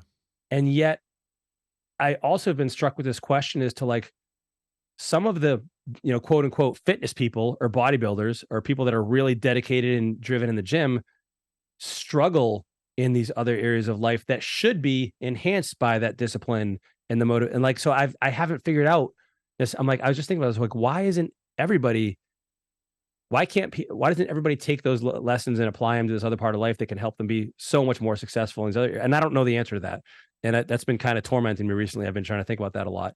But for me personally, it made a huge difference. Yeah, I don't think you're the only one. I see that in jiu-jitsu. I mean, you'll see guys Mm, that they do jiu-jitsu and they, because that's why I asked that question because it's I know for me jiu-jitsu was a big part, and so I'm like I'm sure bodybuilding has had a huge impact on what you've accomplished and what you're working to continue to accomplish. But I see the same thing. A lot of guys, they learn, the discipline, the focus, but they just don't take it outside jiu-jitsu. They're phenomenal, I mean, some of the best in the world, but they just can't get past. They can't apply the same lessons to either business or whatnot. But when it comes to their field and what they do, they're great at it. But when it comes to taking it outside of there, I don't know. I'm with you. Why they can't? They should be able to. yeah, it's strange. It's strange. I wish I could figure that out because like it is so hyper like unidimensional and they're super successful in one area. Like it's strange that it doesn't transfer in some cases. Um, and so yeah, who knows, man? Like I need to figure that out though. Do you ever have some of the individuals from your bodybuilding circle come in and say, "Hey, Jason, there's got to be more to this. I love what I'm doing bodybuilding, and I want to continue this, and this is where we're at. But I know over here I've got to do more." Or maybe they've done really well in bodybuilding. They've made a great living, and they're like, "Okay, Jason, I got to do more than this." Yeah, absolutely, man. And like that's one of the kind of the blessings I've experienced where like I'd been really and I'd consider it, luck and all these other luck, hard work, all these things, whatever has attributed to the success I had in bodybuilding. And I'd like to have that chance to show people that this can also transfer to other areas. Like even for instance, like, and if one of the things that I think bodybuilding really taught me is like, and this lesson, by the way, this is probably one of the biggest lessons that I can share with people is the patience of the process. Like, and what I mean by that is like, it took me 10 years of competitive bodybuilding before I won my first show, like 10 years of competing before I won a single show. The earlier example I gave, it took me 82 offers for that first deal. It took me 7 years for my PhD. Like this stuff takes time. And I'm not telling you not to enjoy the progress and I want you to reap the rewards, but like, you got to realize like, I think too many people are giving up too quickly, and bodybuilding in particular taught me that the patience, like, man, I started bodybuilding. I graduated high school at 142 pounds soaking wet. And at my heaviest and my biggest, when I was actively competing, I got up to 250. That's like over 100 pounds more than what, by the way, my body did not like it at all. And it was my body hated me for it. But that took a long time. Like, and when you get experience in bodybuilding, you're adding 2 or 3 or 5 pounds a year of muscle. Like, so you're talking like ounces a month. And so that consistency, the dedication and the patience, like that is such a valuable skill to develop. And it transfers right over to everything else. Your It ability totally does, right? Your ability to go, all right, your bodybuilding, had helped you with things like the 80 plus offers to go, all right, I think I'll keep going. You just knew that it was going to, I do like those that he kind of talked about on the offers that as you went, you got less and less, and it took less, and it got faster and faster. I think people forget that process. I agree with you. They don't want to go through it, or they kind of, we experience that because we have agents in the brokerage. We experience that agents where they just kind of go, this is too hard. I gave it 6 weeks. I'm done. Yeah. 6 weeks. I know, like what? You haven't even scratched the surface yet. Like I gave it 6 weeks. I'm so used to instant gratification. Yeah. Versus that patience. And man, yeah, you definitely ain't gonna be able to speed bodybuilding up. I mean, just there's no way to speed that up. And to see that, like that's how that translates over. And I think some people probably miss that. There's so many, I mean, everybody had to play sports at some point, right? Whether they get that as deep into it as, you have a bodybuilding or we have jiu-jitsu or whatnot, but some of that stuff should all be able to translate over. I think there's a missing link there that people just can't, or they don't know how to, or someone never explained it to them. Like, hey, this is what you need to do. They don't explain that.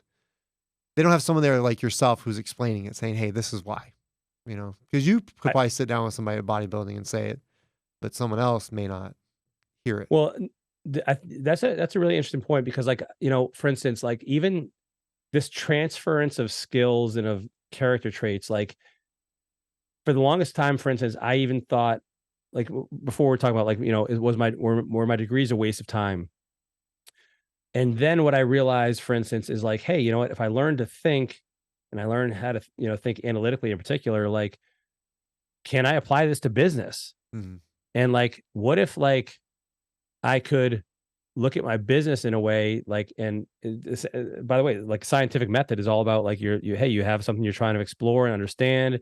You'll design experiments and you'll interpret results and then tweak your hypotheses and your theories. And like, what if I looked at business like that? And if people aren't getting the results they want in their business, how can we kind of tease this apart and experiment until we find like this formula to kind of help guarantee this? And so, for instance, one of the things that I came up with was this, I call it like the SEED formula, Mm. SEAD.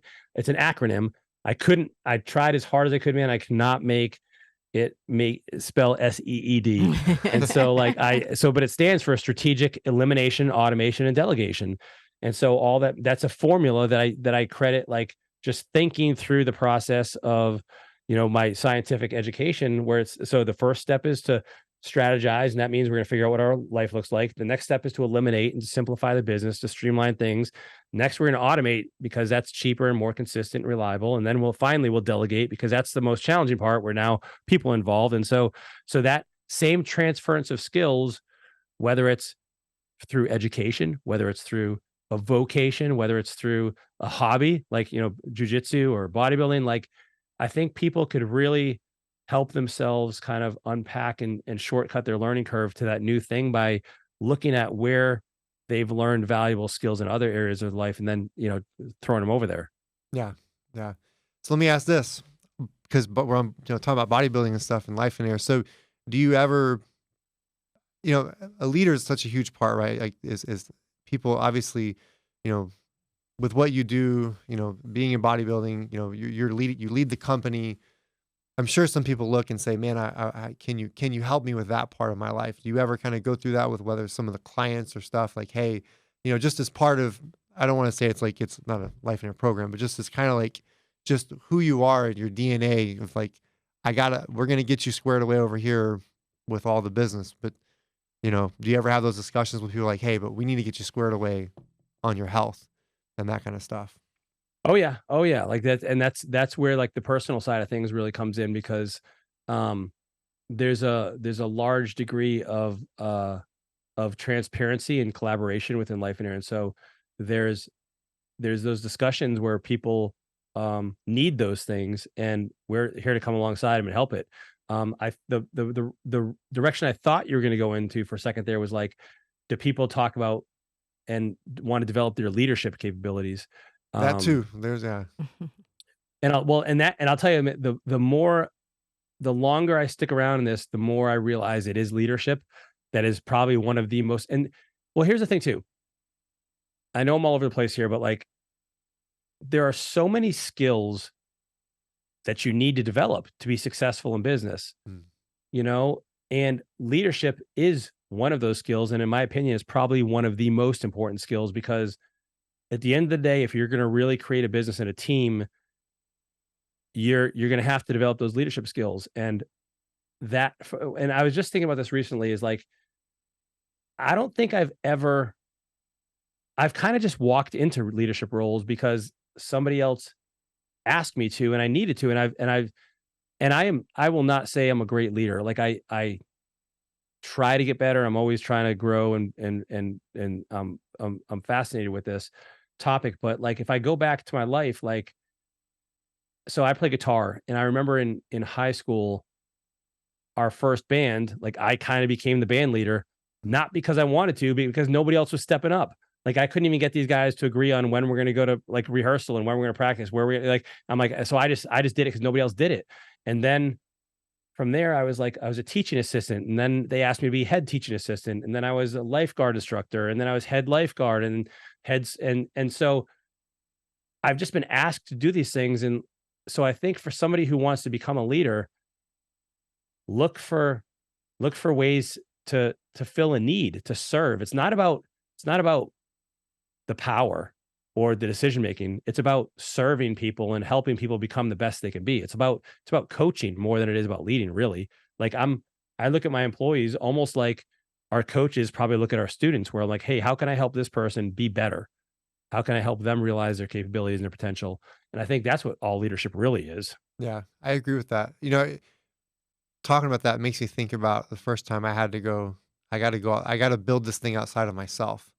And I just remember Yeah. thinking to myself, going, I gotta I don't know how to lead. Like I knew how to lead. Like I've done it. I did it for years. Like, you know, I mean, you're a coach. You're coaching jujitsu. You're getting these guys from white belt to black belt. You're with them for years. But then when you're like, but the business side, I was just thinking to myself, I didn't know how to lead. I had to like go look up like Maxwell and figure out like I got to start reading and stuff. Like, you Yeah. know, I'm ordering all these books, and I'm like, I got to figure out how to, because that is such a huge skill. And I imagine you probably have guys you have to you've got to teach that to, where you're like, hey, you know, they've been a solopreneur for so long, and now they have to actually learn how to lead, because that's a hard skill. I mean, it doesn't seem like it's some people, oh, it's natural or whatever, but I think it was, I think It's it's hard for hard. me. Yeah.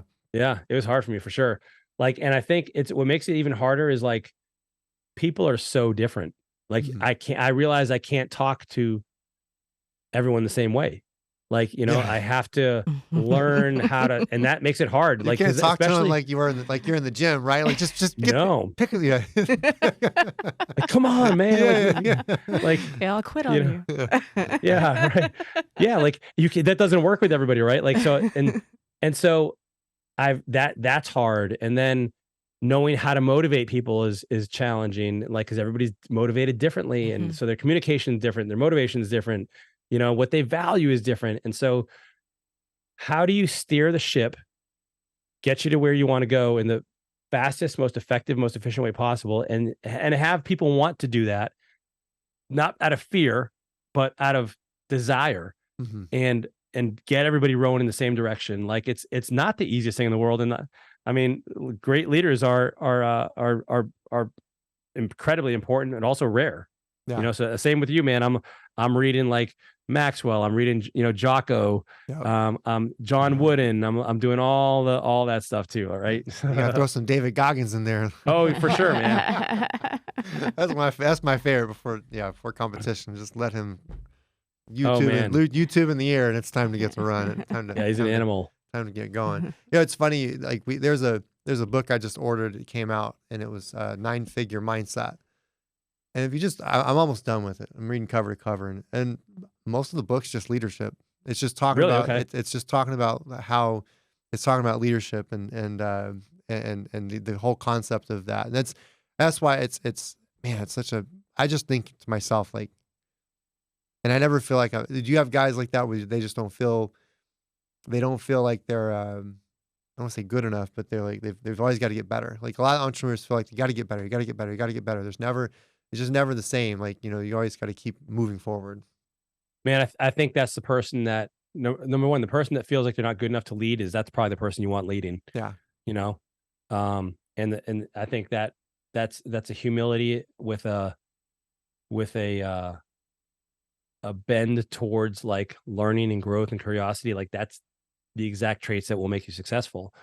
Like, like speaking of Wooden, he said, it's what you learn after you think you know it all that counts most. Yeah. And so like, I think those are incredibly valuable traits. Like, and I don't, I would be concerned if I ever felt like I was good enough at something, Mhm. like, I mean, whether we're talking about like guitar or working out or leading or making money, like the day I feel like I I'm terrified of that day. Like, so I will never like feel like I've arrived. Like, I don't think there's such a thing.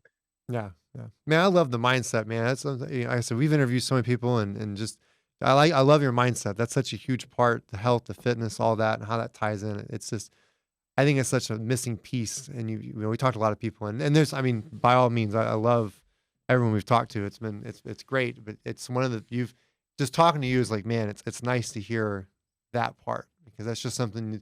Usually, it's, you know, made a lot of money, you know, but you can tell maybe health was down, things like that. But you get it, like you're one of those people that you get it. You're like, the health is such a huge part, and most people just skip out on that. I know I spend a lot of time just talking about that part myself around people I'm around. It's just, I mean, everything like, hey, this is, you got to have this part. Misty's smiling because she knows, she's looking at me smiling because she knows she hears it all day long. Like, we got to meal prep. It's Sunday, Misty. You got to meal prep. Oh yeah, meal prep Sundays. Everybody knows meal prep is on Sundays. She's like, huh? Like, so I love the mindset, man.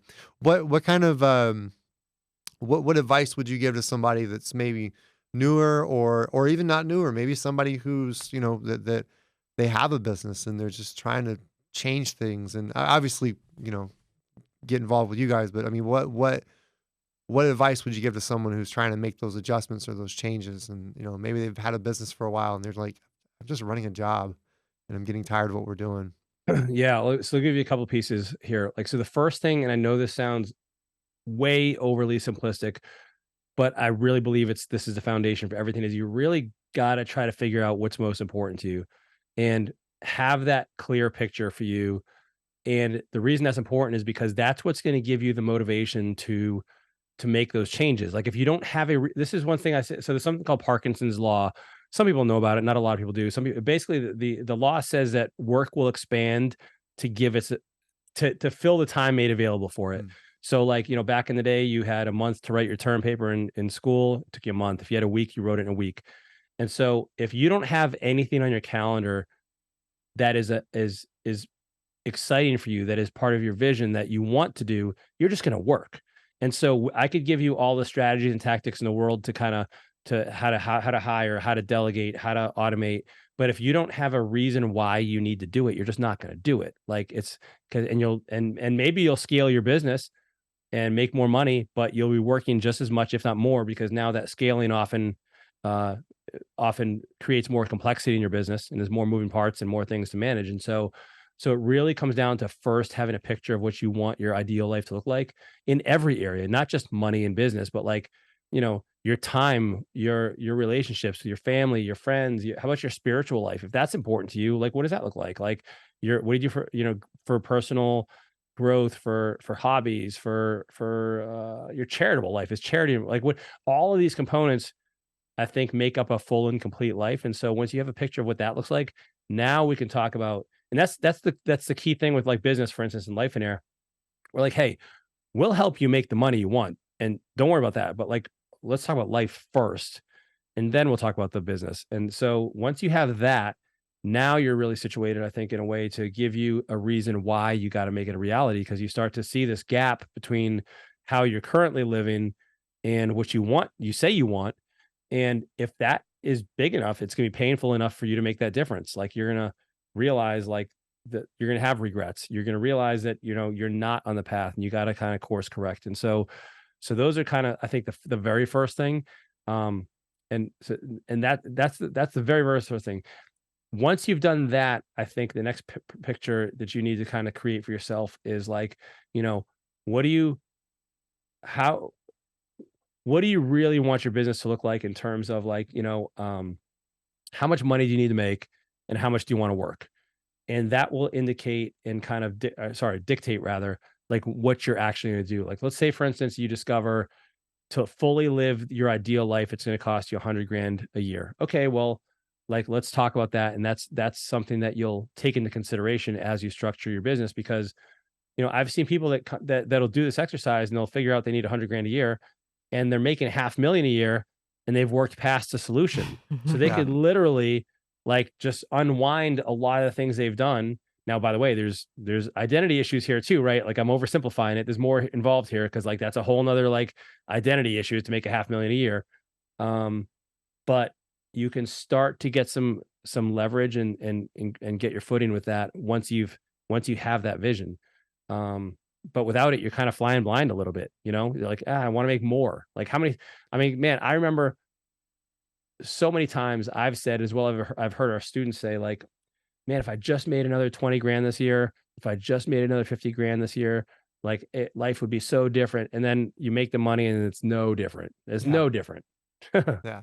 Do you ever have anybody that I don't know, Misty, if you experienced this, you experienced it next to you. I don't know if you experienced it, but I know when we reached a certain point, like to me, that $1 million mark was the huge mark. Like I was like, I got to get to that first.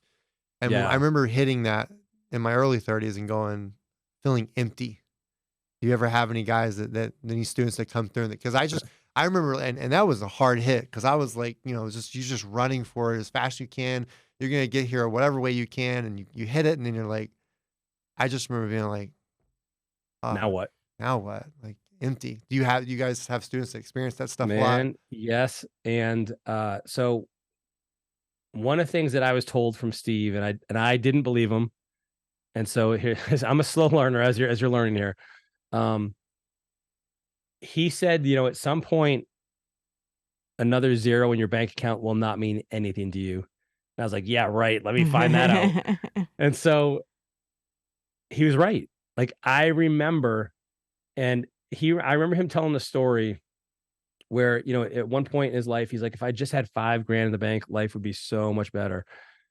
And, I could relax and take my foot off the gas. And then as soon as he got $5,000 in the bank, he's like, if I just had 10 grand, Yeah. And then it went from 10 to Target keeps 25 moving. to 50 to 100. Like he got up to over $500,000 of cash. This is just cash in the bank. This isn't any assets. Like he still has his rental properties, all that stuff. He's like, if I just had $1 million in the bank. And that's when he realized it clicked for him, is like, it's not gonna ever go away. Like you're gonna get $1 million in the bank and you'll be like, if I just had 5 million or 2 million or whatever. And like, so it is, it doesn't stop. It's a treadmill. Like we think it's like, we're going to get there. And then it's like, life will be different, but it's not. And so like, we do have people that believe that. And we're like, okay, well, you can find out on your own, but we're telling you we're going to get there. And then eventually they find out for themselves, and that's okay. The other thing that we realize for some people is like, and this is different for everybody as well, is some people are like, one of the things we try to do, sorry, man, I got my like dog down here kind of like vying for my attention. We want to open up that space for you to experience it so you can realize for yourself that something's still missing. And so in many cases, that turns out to be faith for some people, where like they have the money, they have the time, they have all the toys, and there's still a hole, and that's the answer for them. And other people, it's like, hey, I got the business, I got the money, but it's really like, I want to be the best father or mother or brother or sister or whatever, like spouse. And so I'm okay with that. I mean, that's okay. You can, I can't I can just tell you from my experience what I found, but people, I think, still have this allure of, thinking it's going to change, and it just doesn't. It's not like, listen, how many times have you hit a goal where you're like, okay, like I remember, like I won in bodybuilding, like the overall state championship. And I was like, okay, cool. Like it was cool for like a few hours, maybe the next day, maybe 2 days. And then it was like, okay, now what? Like, you know what I mean? Like that's it. Yeah, I hit it. I either got to do it again or do something else. Do you feel at a certain point, some entrepreneurs or some of the students you guys work with, obviously, like you mentioned, they don't need, at a certain point, you just don't need the more money. You don't need it. But instead they change it from, because I know for me, instead, I just want to see if I can get to that. Whether like more of like a personal goal versus like, it's like winning a competition or whatever. Like instead of saying, you have students to do that, where they go from, okay, so maybe I don't need it, but now it's a challenge. Let's see what I can do instead. Yeah. And I don't think there's anything wrong with that. Like, I think we always need another mountain to climb, like in some regards to our life, like to something to strive. Cause I think growth is one of the key needs that we need. We have to get better. Like, I feel like most people have this need, whether they acknowledge it or not. And so I think that's okay.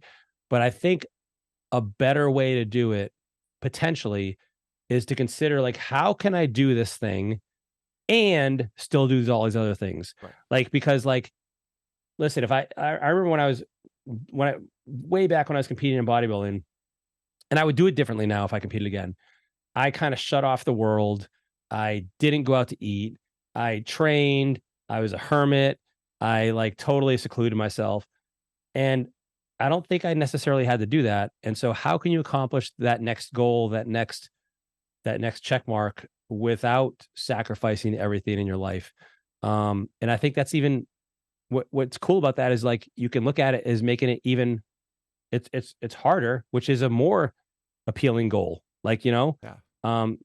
so that's one way to consider it. Yeah. Do it all together. Has anyone ever referred to y'all as a life CPA? No, I've never heard that. A life CPA. Because it's not just money. It's Right. all of it. Getting your life in order, what you want to do, what you want to accomplish, and helping you get there. Yeah. Yeah, I love it. Put Love all it. together. We're gonna have to we're gonna have to give you full copyright over that, like royalties. Life CPA. I like it though. That's awesome. Yeah, I know we've experienced stuff like that, and I can relate to a lot of the stuff. I mean, just I know that emptiness, and then eventually you go from that to a goal, and you're like, maybe if I just change it, not maybe you change it, but you realize like I just didn't really need all that, because I remember as a teenager thinking life's going to be so much different, and then you get there and you're like, well, I mean, you got freedom. It's different, but it's not, but at a certain point, you don't get any more freedom. I mean, you still have this. Now it's just chasing different goals. That's how I feel. I feel like Yeah. I still feel like I have the freedom, but it's the freedom to chase more goals and see what more I can do, by the time that we're done. That's kind of how I feel about it. I don't know if that's. Yeah, man, totally. Like, yeah, and I think it evolves, right? Like, so my goals have like, so for instance, for me, I'm not necessarily, my goal isn't necessarily, I'm not trying to like deadlift 500 pounds anymore, Mhm. but I'm going to do that equivalent in business. I'm going to try to, how can I get done 10 hours of work in 3 hours? Yeah. How can I empower these people to be better so that they can do X, Y, Z? How can I, and that growth is something that it's a constant in every area of my life. Like, so I'm always trying to get better in everything. How do I be a better husband? Right. Like, what can I do today to level up in that, right? And so like those, I think it's that attitude that permeates kind of each different area that allows us to kind of, and by the way, I think whenever we level up in one area, now it's kind of like that rising tide lifts all boats. Like you Yep. get better in other areas too. So it kind of like compounds and spirals, which is cool too. Yeah. You're growing or you're dying. It's one or the other. Yeah. So it's this way or it's that way. Well, how can anyone get a hold of you guys? I know we've said Lifeonaire. If anyone's listening, they should go Google that. But as far as someone listening, how can someone, contact you guys and get involved? Kind of share that information, or if you got any events, Yeah, what's yeah, going yeah. on, and kind of talk a little about that. Man, yeah, would love to. So one thing you could go if you want to kind of get an understanding of like the philosophies of Lifeonaire. This is not a how-to book, is a Lifeonaire book, which is basically just a story. It's a parable kind of told like Rich Dad Poor Dad, actually, except very different philosophy. And that's an easy read. You could go out and get that. If you really, the best place to start getting involved, like let's say you've already gone to the website and you found us on social media, the best place that most people start to get involved is at our events.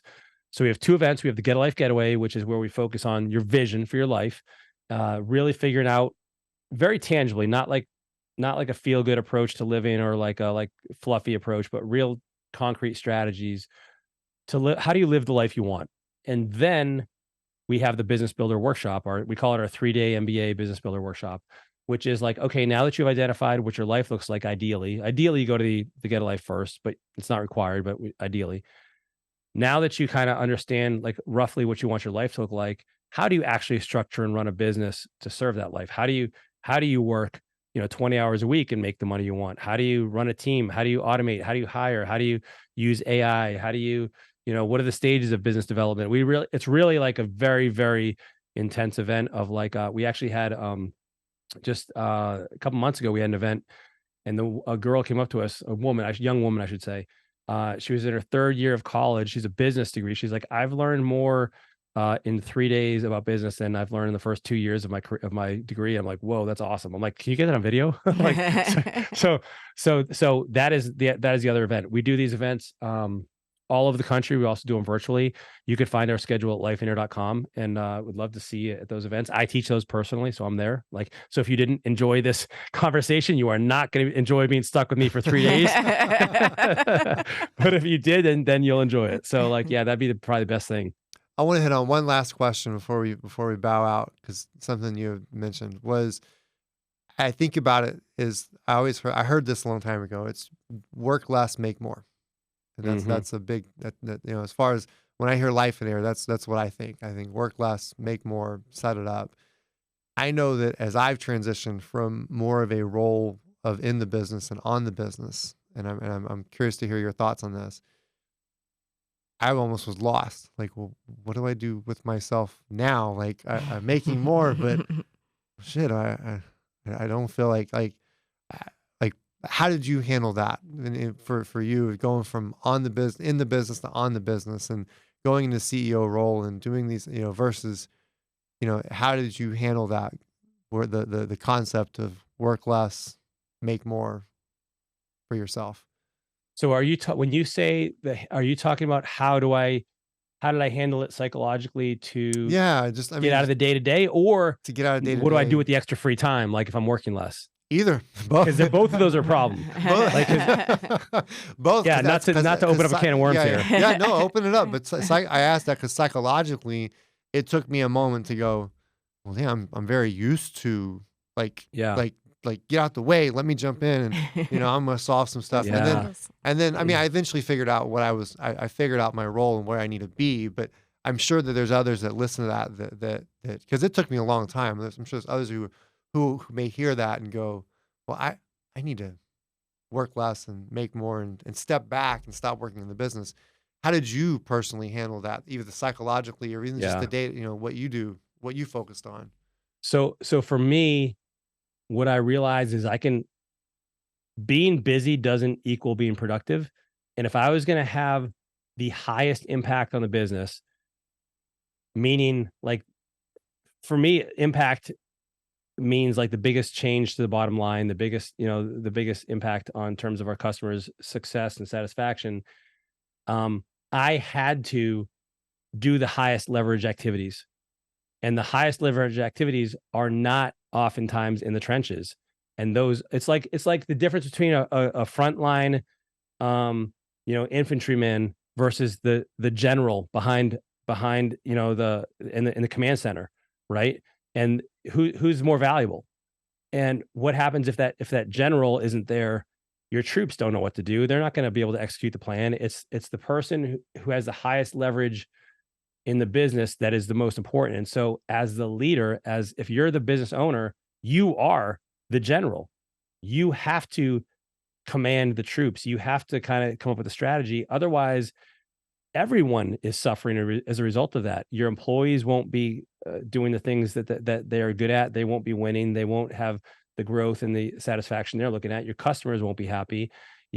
Everything kind of falls apart. And so it takes a psychological shift. And what I went through is like just this acceptance and the realization that if I'm really going to be the best and I really want to have the highest impact, you got to stop equating with like raw effort and hours and activity with being useful and being helpful. And so for me it was kind of an uncoupling of that belief, because sometimes, especially, listen, this is probably where bodybuilding may have worked against me, because like in bodybuilding nobody else can do it for me, but in real life other people can and should do it for me. Yeah. Right. And so that I had to uncouple that and realize that like this was a different, higher level challenge than just feeling like the sweat of being busy and like the sore muscles of working.